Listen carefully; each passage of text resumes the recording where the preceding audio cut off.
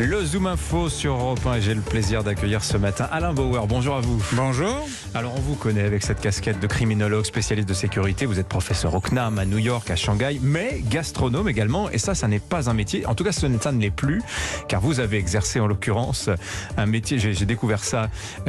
Vous avez été critique gastronomique. Ah, on est toujours. On commence, on finit jamais. Oui, mais professionnel, rémunéré pour cela. Ah non, pas rémunéré. Non. Vous étiez inspecteur. J'étais inspecteur, mais c'était pour mon plaisir. Ah, d'accord. Le directeur du guide, lui, il avait créé et en fait, il avait beaucoup d'amis gastronomes et chacun venait faire son petit rapport. C'était Marc de Champérard à l'époque, à qui je rends hommage d'ailleurs dans Confession gastronomique. Mais dans la réalité, on fait pas ça rémunéré et on paye ses additions. Donc c'était doublement.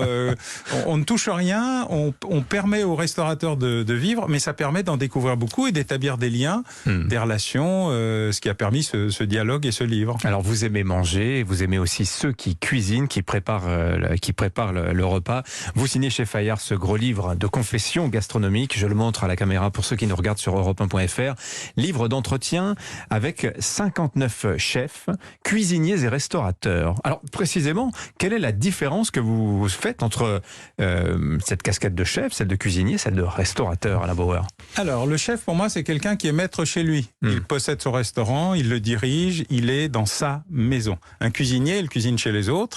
Et un restaurateur, c'est quelqu'un qui se trouve dans une situation intermédiaire, plutôt le directeur de salle, le chef, mais qui a un exécutif ou un adjoint. C'est Louis de Funès dans Le Grand Restaurant. Oui, on pourrait dire ça. Ouais. Je suis pas sûr qu'ils s'y retrouvent tous, mais voilà. Et donc, il y a plusieurs positions. Et pour moi, d'ailleurs, ce sont des restaurateurs et restauratrices, des chefs et des cheffeuses, parce que la dimension des femmes dans cette profession, et ça n'est pas une concession aux wokistes particulière, les mères ont largement précédé tous ces débats, mais elles ont une importance toute particulière, y compris dans le renouvellement des générations et dans l'élargissement de ce qui se passait en brigade et ce qui se passe maintenant dans leur maison. Donc c'est vraiment une ouverture assez large. Il y a des jeunes, des grands anciens, des grands sages, Michel Guérard, oui. Des petits nouveaux qui arrivent, Amélie Chagnot, Darbaz, Bénicio, des gens qui reprennent des grandes maisons, Jean Sulpice. Et donc cette diversité avait un petit côté rafraîchissant. Alors il faut que vous nous racontiez pourquoi vous écrivez ce livre aussi, Alain Bauer, parce que vous aimez manger, mais ça ne suffit pas. Ça vient plus que cela, ça vient de votre père, c'est familial. Et je vous racontais au début de l'ouvrage que aller au restaurant, c'était la récompense pour les bonnes notes à l'école. Absolument. Et de tout petit. C'était le bon point, mais qui se mangeait. Oui, tout petit, pas exagérer non plus, mais à partir de 12-13 ans, les bonnes notes à l'école se traduisaient par visite au restaurant, à proximité dans un premier temps, puis un peu partout en France. Et donc, ça a amené mécaniquement à la visite rapide des tables étoilées. Et donc, c'était une incitation forte au bon résultat scolaire. Donc oui, c'est une tradition familiale. Et vous y allez beaucoup?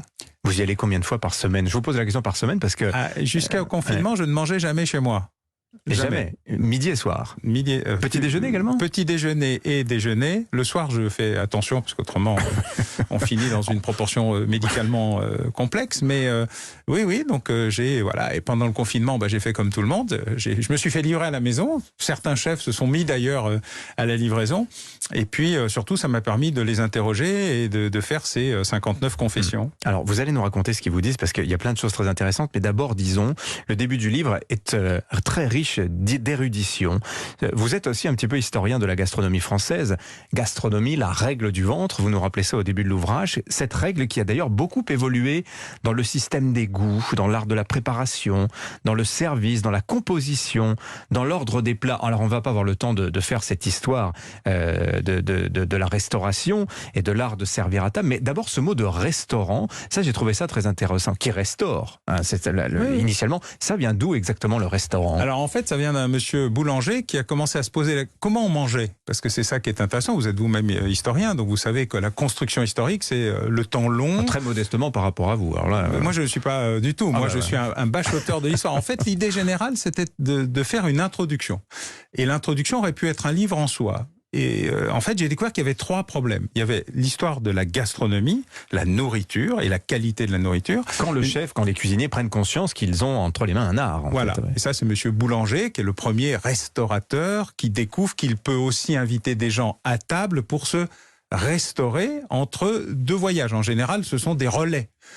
sur la route. Mais en général, on mange à la maison et on invite à la maison. Et plus on est riche, plus la table est magnifique, avec Talleyrand qui en fera un art diplomatique de la gastronomie.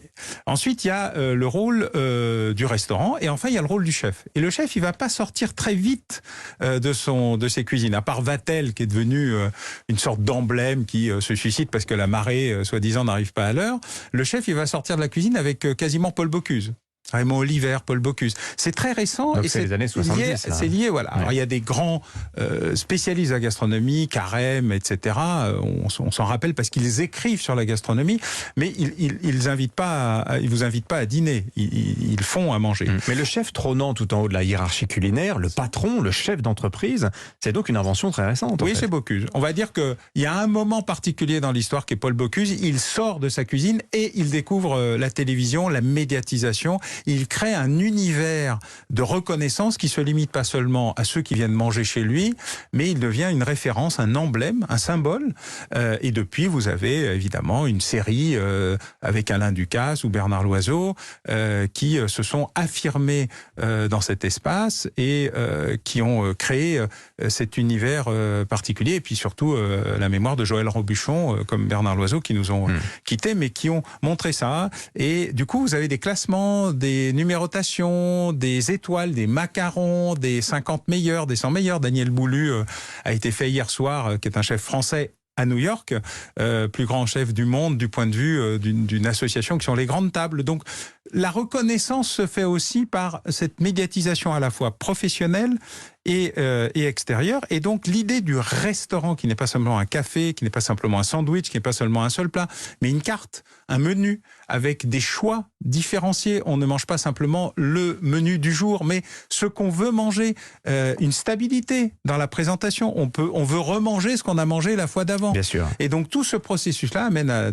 la création d'ouvrages de référence gastronomique, et puis surtout d'une offre de référence, menu, carte, restaurant, classement, innovation, et puis les restaurants vont entrer dans les hôtels, ce qui n'était pas le cas, ils étaient dans les auberges avaient quelques chambres, mais les palaces, avec César Ritz, ont commencé à créer de grands restaurants qui ne sont pas étoilés, et c'est Jacques Maximin qui va donner l'idée des grands restaurants étoilés dans les palaces, qui va être prise ensuite par tout le monde. Restaurant qui s'est ouvert sur la ville, pas nécessairement strictement à la clientèle de l'hôtel. Oui, parce que la clientèle de l'hôtel, quand on était vraiment riche, on avait une immense suite et on faisait à manger chez soi avec son chef. Voilà, mais Airbnb n'a rien inventé. Non, mais l'hôtel, lui, avait besoin de restaurer les autres, et notamment la bourgeoisie, qui va créer cette cuisine bourgeoise, qui va être la grande référence de l'époque, après la cuisine de cour, qui était la cuisine des banquets. Alors après vous nous avoir raconté tout cela, Alain Bauer, vous restez avec nous, vous allez nous raconter la quintessence de ce que vous en dit ces 59 chefs avec qui vous avez eu dont vous avez recueilli les confessions selon une structure bien particulière. Vous allez nous raconter ça dans un instant. Alain Bauer est l'invité du Zoom Info sur Europe 1 pour ses confessions gastronomiques chez Fayard. À tout de suite. Et bon appétit bien sûr. Europe 1.